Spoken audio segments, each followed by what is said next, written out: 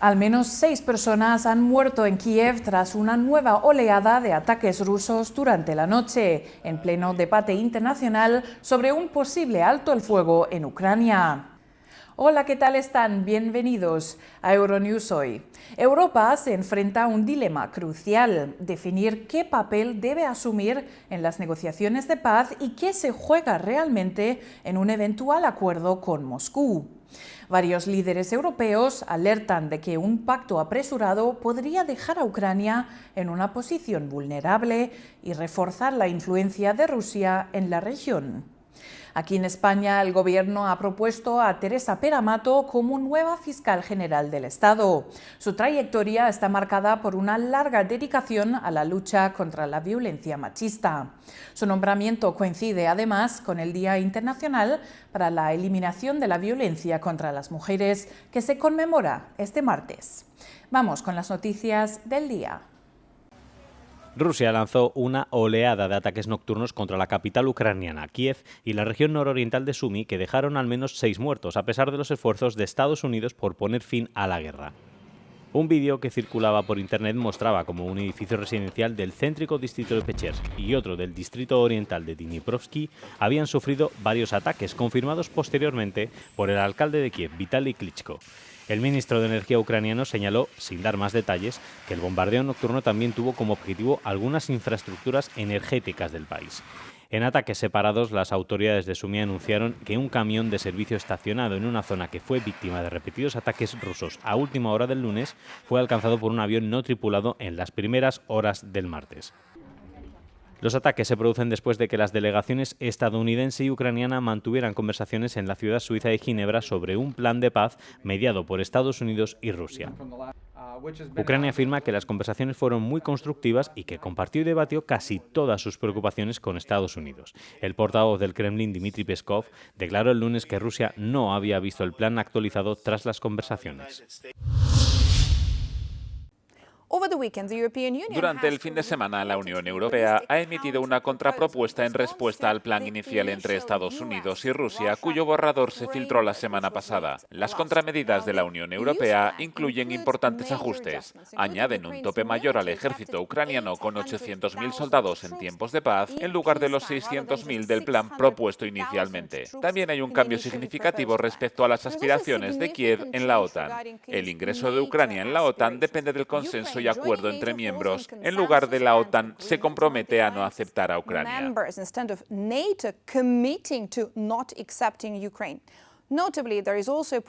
En particular, también se señala que las tropas de la OTAN no accederán a territorio ucraniano bajo su mando, pero solamente en tiempos de paz. Uno de los aspectos más importantes de cualquier posible acuerdo para Kiev tiene que ver con los territorios ocupados.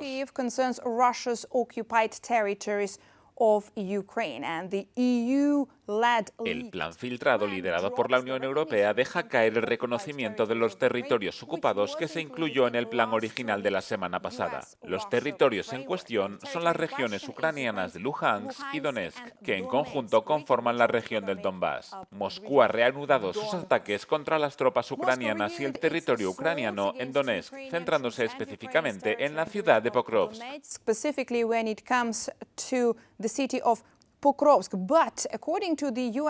Pero según el Instituto para el Estudio de la Guerra de Estados Unidos, incluso con el ritmo actual y sus enormes recursos, las fuerzas rusas no podrían hacerse con el resto de Donetsk hasta agosto de 2027.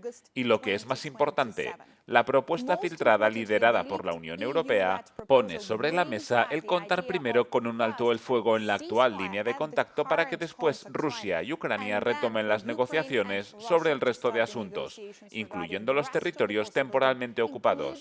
Pero este es el aspecto que Moscú ha estado rechazando desde el principio.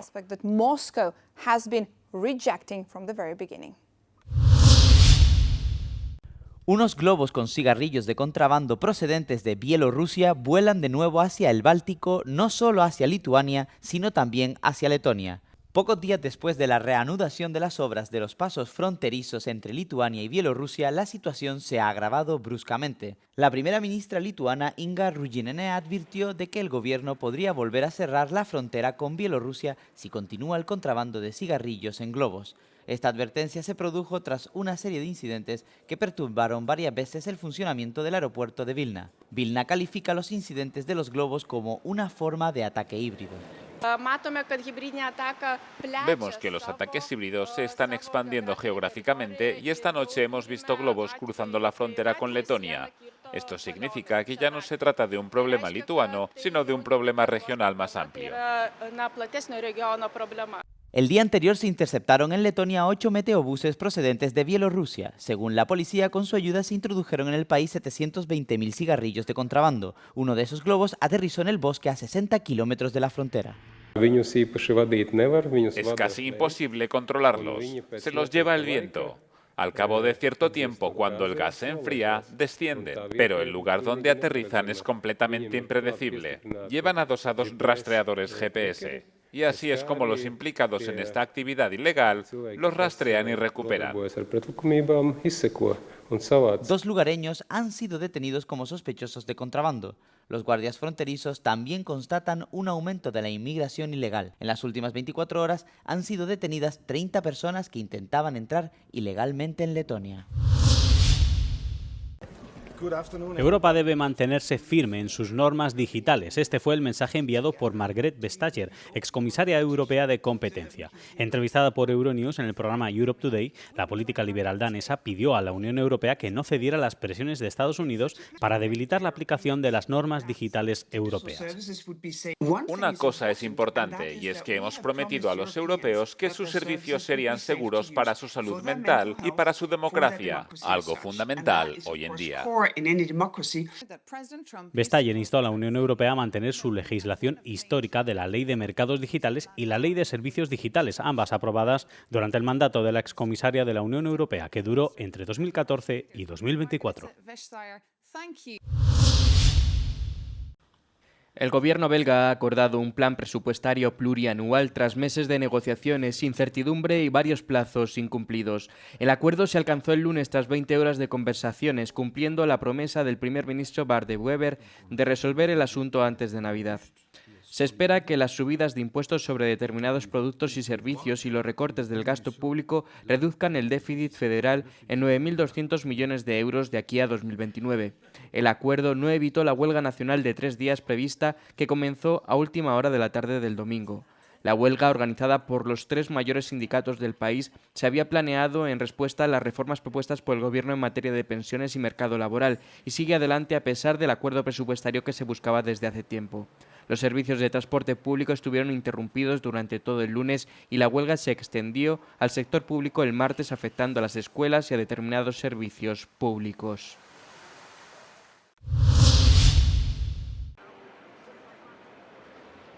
A medida que se suaviza la crisis del coste de la vida, a más europeos les resulta más fácil pagar sus facturas a tiempo. Sin embargo, una cuarta parte sigue teniendo dificultades, según un informe reciente. Esta tendencia se refleja en el último informe sobre pagos de los consumidores europeos, elaborado por la empresa sueca de créditos y cobros Intrum. En 2023, el 37% de los europeos no pagaba sus facturas a tiempo, mientras que en la actualidad la cifra ha mejorado, aunque sigue siendo relativamente alta, un 24%. Mientras tanto, la brecha entre países y grupos sociales ha seguido aumentando. España y Austria encabezan la tabla, con solo un 17% de personas que no pudieron pagar sus deudas en el plazo previsto. Eslovaquia, Bélgica y Noruega le siguen de cerca, con cifras que oscilan entre el 19 y el 20%. Grecia, que lleva años atravesando dificultades económicas, ocupa el último lugar, con cerca del 33% de los ciudadanos que tienen dificultades para pagar sus deudas a tiempo. El 43% de los consumidores europeos afirma que en los últimos años han tenido un impacto negativo duradero en su bienestar financiero, siendo las generaciones más jóvenes las más afectadas. Más del 60% de la generación Z declaró que no haber pagado una factura en la fecha prevista era algo habitual este año. La razón principal sigue siendo la falta de fondos, continuando una tendencia similar de años anteriores como principal motivo de impago.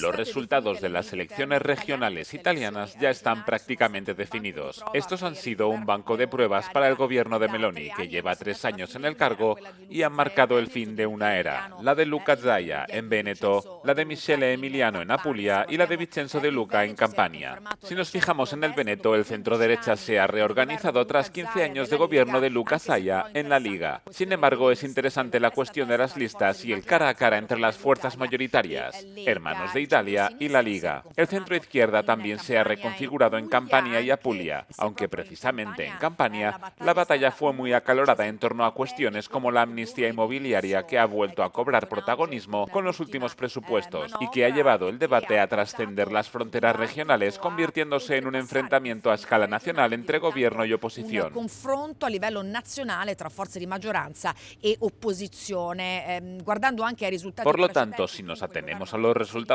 anteriores, el gobierno de Meloni reafirma su liderazgo en el país. Una cuestión clave, sin embargo, es el abstencionismo, o más bien la caída de la participación de unos 10 puntos, lo que llama a una reflexión que sin duda podría plantear problemas en términos de estrategia de cara a las próximas elecciones generales de 2027. Delle prossime elezioni politiche nel 2027. Giorgia Orlandi, Euronews, Roma. El candidato separatista ha ganado las elecciones presidenciales extraordinarias en la región de Srpska, en Bosnia. Según los resultados no oficiales, Sinisa Karan obtuvo casi el 51% de los votos. El candidato de la oposición, Branko Blanuša, del Partido Democrático Serbio, obtuvo cerca del 48% de los votos. La participación fue baja, algo menos del 36% frente al 53% de las elecciones generales de 2022. En esta región de mayoría serbia de Bosnia y Herzegovina hubo que celebrar elecciones presidenciales extraordinarias porque una sentencia judicial despojó al expresidente Milorad Dodik de su mandato y le prohibió ocupar un cargo durante 6 años. El ganador, Sinisa Karan, es un estrecho aliado de Dodik. 6 candidatos optaban a la presidencia. El nuevo presidente ocupará el cargo durante menos de un año, el mismo tiempo que Dodik habría permanecido en el poder. Las elecciones generales se celebrarán en octubre de 2026. La policía brasileña lanzó el lunes una operación para arrancar las barricadas colocadas por las bandas de narcotraficantes que impedían el acceso de la policía a las favelas de Río de Janeiro. El gobernador de Río de Janeiro informó de que la operación, denominada Barricada Cero, se llevaría a cabo diariamente hasta el final del mandato del gobernador. Dijo además que solo en el primer día se retiraron 200 toneladas de obstáculos en las acciones iniciales en 5 comunidades distintas. La operación se produce menos de un mes después de una redada policial masiva contra una banda de narcotraficantes en 2 favelas de la ciudad. Según la policía, en la operación murieron al menos 121 personas, entre ellas 4 agentes. Organizaciones de derechos humanos han pedido que se investiguen las muertes, describiendo la operación como una de las más violentas de la historia reciente de Brasil. La cumbre del clima COP30 celebrada en la ciudad brasileña de Belém, en la entrada al Amazonas, concluyó con un texto final que evita profundizar en una hoja de ruta para eliminar progresivamente los combustibles fósiles. Algunos de los países asistentes a la principal conferencia de Naciones Unidas sobre cambio climático y cuyas economías dependen en gran medida de la producción de combustibles fósiles, como Arabia Saudí o Emiratos Árabes Unidos, se opusieron abiertamente a cualquier objetivo u hoja de ruta de este tipo. Un día antes del final de la COP30, la Unión Europea amenazó con no respaldar el texto final, que debía ser aprobado por consenso. Al final, los 27 se resignaron a respaldar el documento admitiendo su falta de ambición. Los expertos en geopolítica afirman que el resultado refleja la fragmentación del orden internacional. Además de la ausencia de Estados Unidos, los expertos afirman que la resistencia de los petroestados arábigos era demasiado grande para que prosperase una hoja de ruta hacia la eliminación progresiva de los combustibles fósiles. El resultado de la cumbre de este año se produce 10 años después del histórico Acuerdo de París, en el que los líderes mundiales se comprometieron a tomar medidas efectivas contra el calentamiento global.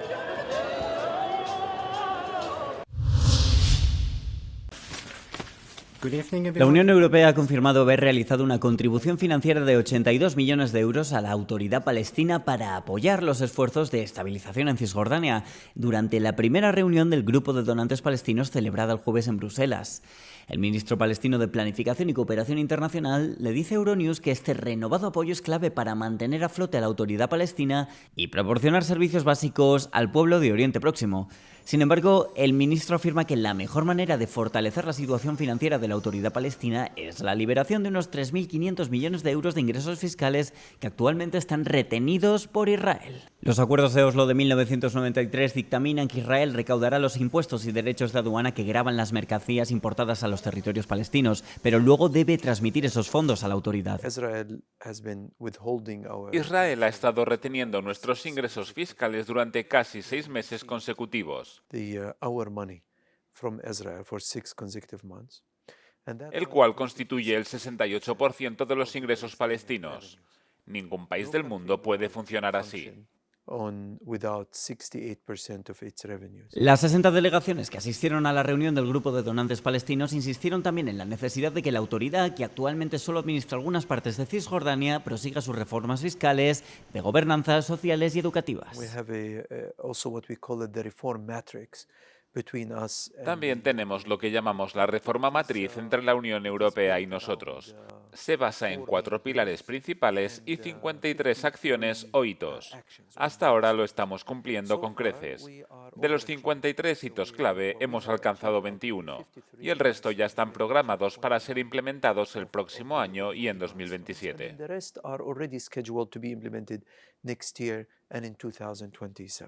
Esta reunión tuvo pocos días después de la adopción de la resolución del Consejo de Seguridad de Naciones Unidas sobre el plan para Gaza liderado por Estados Unidos, pese a la vulneración repetida del alto el fuego perpetrada por Israel tras la firma en octubre.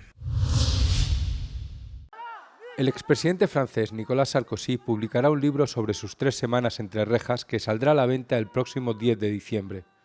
Su editorial Fayard informó que las memorias tituladas Diario de un prisionero constan de 216 páginas, algo más de 10 páginas por cada día que Sarkozy pasó en prisión. Sarkozy, que se mantuvo al margen del resto de la población penitenciaria en todo momento, se refirió a la publicación del libro en un post de X. También se publicó una cita del libro a modo de adelanto. En la cárcel, dice, no hay nada que ver ni nada que hacer. Sarkozy fue condenado en septiembre por conspiración criminal en relación con un plan para obtener fondos para su campaña presidencial de 2007. Un tribunal de París le impuso una condena de 5 años, lo que le convirtió en el primer expresidente francés que acaba entre rejas desde el colaboracionista nazi Philippe Pétain. El 10 de noviembre quedó en libertad a la espera de que se falle su apelación. ¿Son optimistas los ciudadanos de la Unión Europea respecto al futuro del bloque?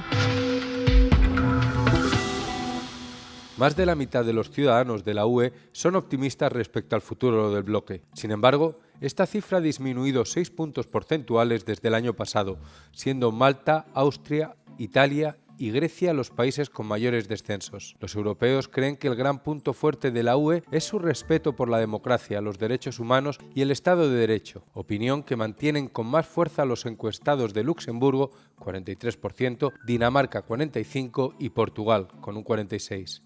Los europeos también alabaron el poder económico, industrial y comercial de la UE y las buenas relaciones y la solidaridad entre sus Estados miembros. Por otra parte, la guerra en Ucrania sigue siendo el principal reto de la UE, según el 47% de los europeos. Los encuestados de Lituania y Finlandia creen que esta debería ser la principal prioridad de la UE. Otros retos citados por los europeos son la inmigración irregular, con un 38%, y el coste de la vida y el cambio climático, ambos con un 29%. Una gran mayoría de los europeos cree que la UE debería diversificar sus relaciones comerciales con países de todo el mundo para reforzar su independencia económica y apoyar a las empresas de la UE. El 81% está de acuerdo en que la UE debe apoyar a sus industrias para ser más competitivas, mientras que el 82% aboga por tomar medidas para apoyar la igualdad entre grupos sociales y generaciones.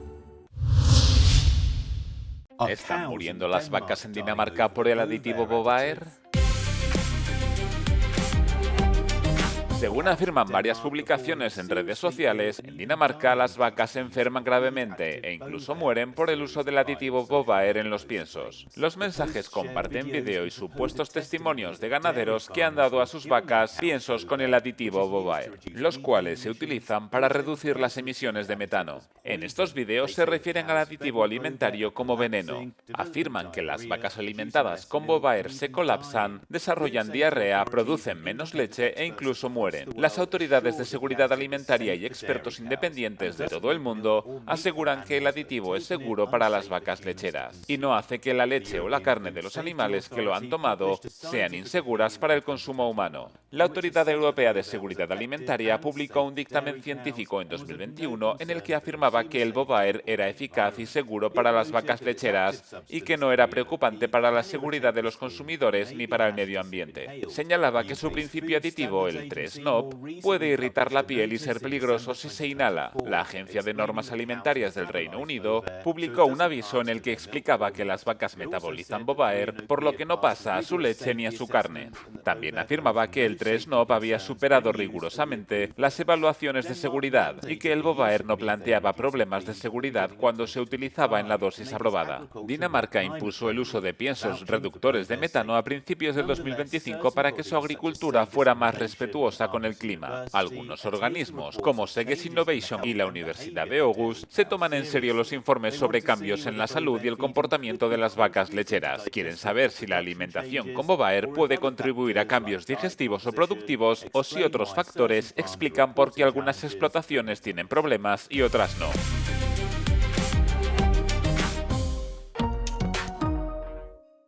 Antes de dejarles con nuestro no comment del día, les recordamos que pueden mantenerse informados sobre todo lo que ocurre en Europa y el mundo en nuestras redes sociales.